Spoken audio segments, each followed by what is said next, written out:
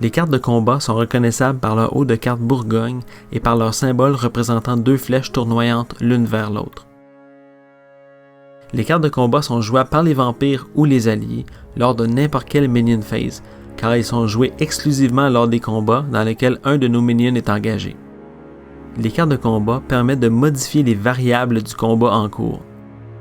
Elles permettent de déterminer le range ou d'annoncer des strikes, prévenir du dégât, déclarer des additional strikes ou encore changer les paramètres globaux du combat. Le moment opportun pour jouer chacune des cartes est indiqué sur celle-ci. Certaines se jouent lors d'une phase de combat spécifique. Par exemple, une carte où il est indiqué Strike se joue seulement lors de l'étape Choose Strike d'un combat.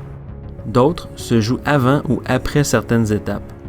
Par exemple, la carte Torn Signpost se joue immédiatement avant l'étape Determine Range d'un combat, alors que Immortal Grapple se joue immédiatement avant l'étape Choose Strike. Un minion peut jouer autant de cartes de combat qu'il le souhaite lors d'un même combat, à l'exception des cartes où il est mentionné Strike. Par exemple, il sera permis à un vampire de jouer 2 cartes identiques pour prévenir du dégât, mais il ne pourra déclarer qu'une seule strike par étape Choose Strike. Encore une fois, ces détails seront plus amplement expliqués dans les vidéos dédiées au combat. Comme nous bénéficions immédiatement de ces effets, le coût d'une carte de combat sera payé immédiatement au moment de la jouer.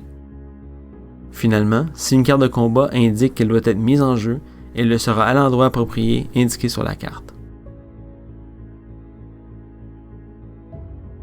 Si aucune indication ne vous ordonne de mettre la carte en jeu, elle se retrouvera dans la défausse après avoir appliqué ses effets.